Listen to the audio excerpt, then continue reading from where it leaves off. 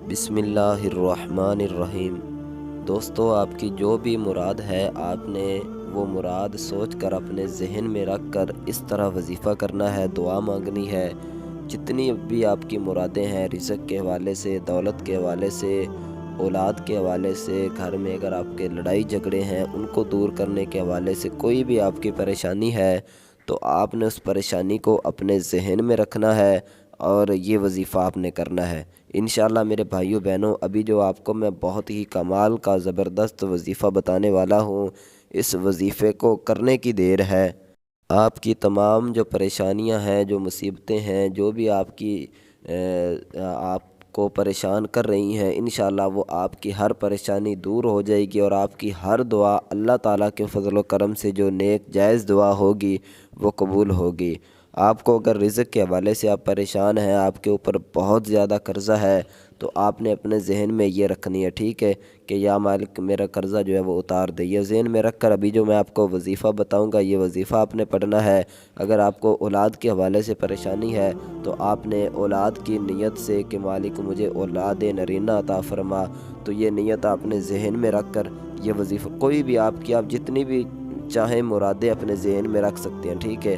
اگر آپ کو رزق کے حوالے سے، اولاد کے حوالے سے، گھر میں امن و امان قائم کرنے کے حوالے سے، یعنی لڑائی جھگڑے ہیں ان کو دور کرنے کے حوالے سے جتنی بھی مرادیں ہیں، آپ چاہے جتنی بھی مرادیں، آپ کی جو بھی پریشانی ہیں، سب کو اکٹھا آپ ذہن میں رکھ لیں کہ مالک یہ بھی میری پریشانی ہے، یہ بھی میری پریشانی ہے، وہ دور فرما۔ تو آپ نے یہ وظیفہ سٹارٹ کر دینا، ٹھیک ہے۔ ابھی میں آپ کو وظیفہ وہ بتاتا ہوں، اس وظیفے کو پڑھتے رہنا ہے۔ بہت ہی چھوٹا سا وظیفہ ہے، تو انشاءاللہ میرے بھائیوں، اللہ کی رحمت سے آپ دیکھو گے کہ آپ کی ہر پریشانی بالکل ختم ہو جائے گی۔ تو آئیے چلتے ہیں، آج کا ہمارا جو عمل ہے، جو وظیفہ ہے، اس کی طرف بہت ہی خاص عمل ہے، بہت ہی کمال کا وظیفہ ہے۔ تو چلیے اس کی طرف چلتے ہیں، لیکن اس سے پہلے اپنے بہن بھائیوں سے ایک چھوٹی سی گزارش ہے کہ اگر آپ نے ابھی تک ہمارے اس چینل کو سبسکرائب نہیں کیا تو جلدی سے چینل کو سبسکرائب کر دیں۔ میں دعا کرتا ہوں جتنے بھی میرے بہن بھائیوں نے ہمارے چینل کو سبسکرائب کیا، اللہ تعالیٰ تمام کو خوش رکھے، ہمیشہ سلامت رکھے، اللہ تعالیٰ آپ کی تمام دلی جائز نیک مرادیں پوری فرمائے۔ تو آپ نے کیا کرنا ہے، سب سے پہلے آپ نے اعوذ باللہ اور بسم اللہ جو ہے یہ پڑھنی ہے۔ اچھا، آپ نے سب سے پہلے جو ہے وہ تعوذ تسمیہ یعنی اعوذ باللہ اور بسم اللہ پڑھنی ہے۔ اس کے بعد جب بسم اللہ اور اعوذ باللہ پڑھ لیں تو آپ نے 3 مرتبہ درود شریف پڑھنا ہے۔ جب درود شریف پڑھ لیں تو اس کے بعد آپ نے جو ہے وہ یا ذوالجلال والاکرام، اس کو آپ نے 11 مرتبہ پڑھنا ہے، ٹھیک ہے۔ جب یہ وظیفہ 11 مرتبہ پڑھ لیں اس کے بعد آپ نے جو ہے وہ یا غنیو 21 مرتبہ پڑھنا ہے۔